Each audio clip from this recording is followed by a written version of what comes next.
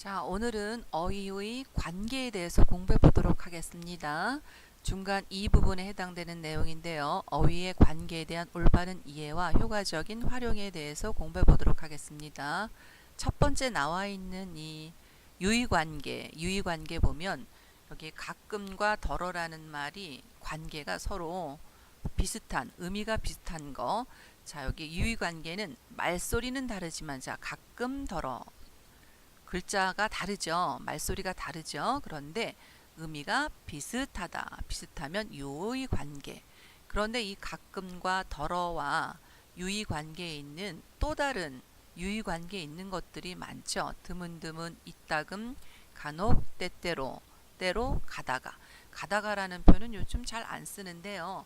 염상섭의 젊은 세대라는 글에 보면 어서 올라오세요. 가다가는 그런 일이 있어야 살 재미가 있지 않나요? 가다가는 이라는 말을 쓰는데 이건 뭐 때때로 또는 뭐 가끔 가다가 이런 의미로 받아들이면 되겠습니다. 그럼 유의 관계에 있는 말을 뭐라고 합니까? 유의어라고 합니다. 서로 비슷한 단어들의 관계를 유의 관계라고 하고 그런 단어를 유의어라고 합니다.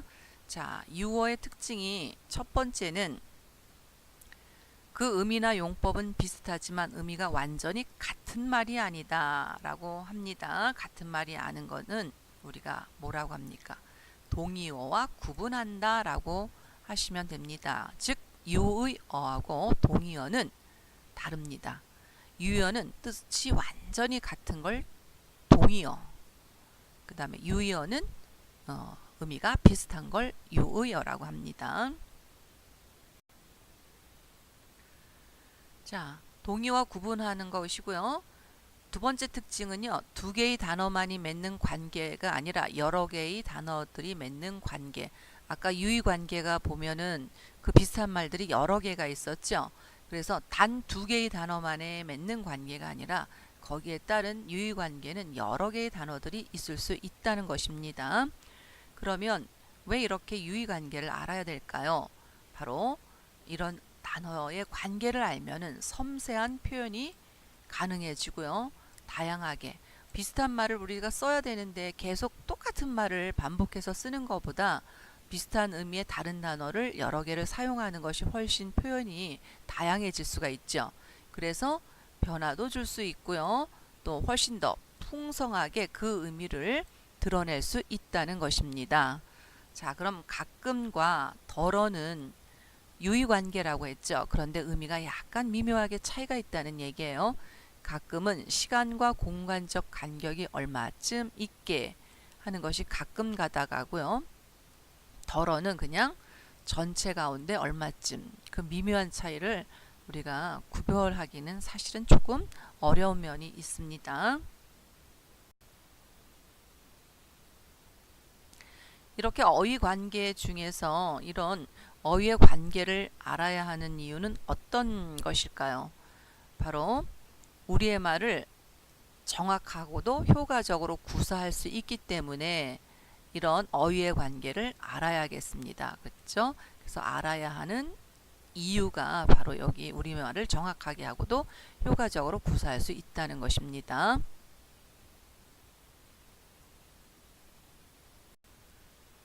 자, 그 다음 반의 관계에 대해서 살펴보겠습니다. 한마디로 반대말이 되겠죠. 양지, 음지, 밝다, 어둡다, 열다, 닫다, 안박, 아버지, 어머니, 덥다, 춥다, 낮, 밤, 여름, 겨울, 남자, 여자. 반의 관계는요. 서로가 짝을 이루면서 반대되는 뜻을 가진 관계를 반의어라고 합니다. 그럼 특징을 한번 살펴볼까요? 자, 서로 반대의 뜻을 가질 수밖에 없는 경우도 있고 사람들이 맺는 관계, 행위, 체계. 자, 그러면 반의 관계에 있는 경우가 어쩔 수 없이 서로 반대의 뜻을 가질 수밖에 없다. 즉, 앞면이 있으면 뒷면이 있는 그런 관계 또는 사람들이 맺는 관계에 의해서 반의 관계가 성립이 되는 거가 있고요. 행위의 체계에 대해서 반대되는 그런 특성을 갖는 것이 있습니다. 그런데 이것은 같은 부류에 속해 있어야 하고요. 여러 요소 중에서 하나만 달라야 하는 조건이 있습니다. 반의 관계의 성립은요, 일단 같은 부류에 속해 있어야 한다. 여러 요소 중에서 하나만 달라야 된다. 그럼 이런 반의 관계 효과는 뭐냐? 바로 대비의 효과를 통해서 표현을 보다 선명하게 할 수 있다는 것입니다. 그럼 서로 반대의 뜻을 가진 단어 중에서 어쩔 수 없이 반대의 뜻을 가질 수밖에 없는 그런 자연현상인 거. 낮과 밤, 반대의 관계를 가질 수밖에 없죠. 여름과 겨울, 양지와 음지, 남자와 여자, 높다와 낮다, 밝다와 어둡다 같은 경우, 그 다음에 사람들이 맺는 관계 속에서는요, 남편과 아내, 이거는 결혼하는 부부라는 그런 관계 속에서 맺어진 반의 관계가 되죠. 아버지와 어머니는 자녀 입장에서 본 관계, 부모와 자식 사이의 관계에서 아버지와 어머니가 또 반의 관계에 있습니다.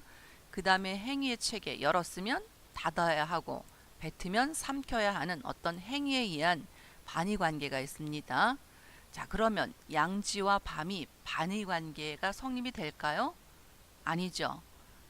둘 사이가 같은 부류가 아니기 때문에. 이유는 뭐냐? 서로 다른 부류에 속해 있기 때문에 반의 관계가 아닙니다. 그런데 양지와 음지가 반의 관계인 경우는 뭘까요? 양지, 음지 똑같은 공통점이 있죠. 어떤 장소가 되겠고요. 그 다음에 볕에 의해서 결정된다는 공통점, 즉 같은 부류에 속한다는 공통점이 있는데 요소 중에 하나만 다르죠. 볕이 드는 곳이냐 그렇지 않으냐. 그래서 여러 요소 중에서 하나만 다를 경우, 이 경우를 반의 관계라고 합니다. 아버지와 어머니는 부모라는 공통점이 있고 성별만 다르죠. 부모라는 공통점은 같은 부류에 속하는 것이고요. 여러 요소 중에서 하나가 다른 게 남자냐 여자냐. 그래서 요 어머니와 아버지는 반의 관계에 있다고 볼 수가 있습니다. 자, 그 다음 관계가요, 상하 관계라고 할 수가 있는데요. 자, 식물은 이 밑에 것보다 위에 있는 상위어, 자, 상위어라고 해도 되고요. 상의어라고 해도 됩니다. 야생식물하고 재배식물은 식물의 밑에 있으니까 하위 관계가 되죠. 이런 관계를 상하 관계라고 하는데, 다시 재배식물하고 식용하고 사료용하고 공업용, 원예용 사이의 관계는 또 상하 관계가 성립이 되죠. 재배식물은 식물에 비해서는 하위 관계지만 식용, 사료, 공업용, 원예용에 비해서는 상위 관계에 있는 단어라고 볼 수가 있습니다. 그래서 자, 두 단어의 의미를 살펴볼 때 한쪽이 다른 쪽을 포함하거나 다른 쪽에 포함되는 관계를 상하 관계라고 하고, 포함하는 단어는 상이어, 포함되는 단어를 하이어라고 합니다. 자, 식물이라는 단어는 매우 넓기 때문에 야생식물과 재배식물로 세분할 수가 있죠. 그래서 식물은 바로 야생과 생물의 뭐예요? 상의어. 요거는 식물의 하의어가 되겠죠. 그래서 상의어, 하이어라고 합니다.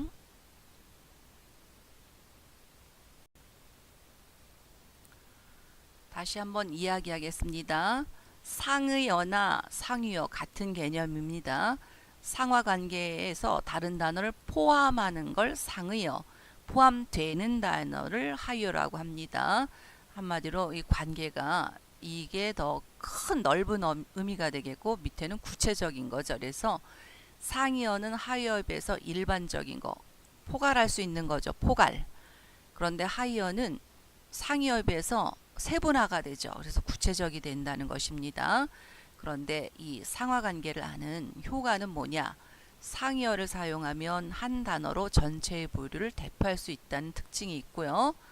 그래서 어떤 단어가 너무 넓은 범위를 나타내어 명확히 이해가 되지 않을 때는 그 구체적인 하이어, 바로 구체적인 세분화된 하이어 몇 개를 들면은 어떤 그 포괄적인 큰 의미를 우리가 뜻을 파악하는 데 쉽다는 얘기예요.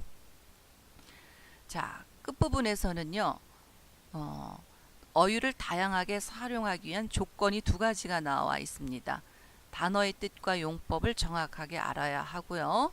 두 번째는 각각의 단어가 어떠한 관계를 맺고 있는지 또 어떤 상황에 써야 하는지 대해서 생각해 보아야 할 수가 있다. 그래서 어휘를 다양하게 하기 위한 조건을 우리가 공부해 봤습니다. 아까 설명한 게 여기죠.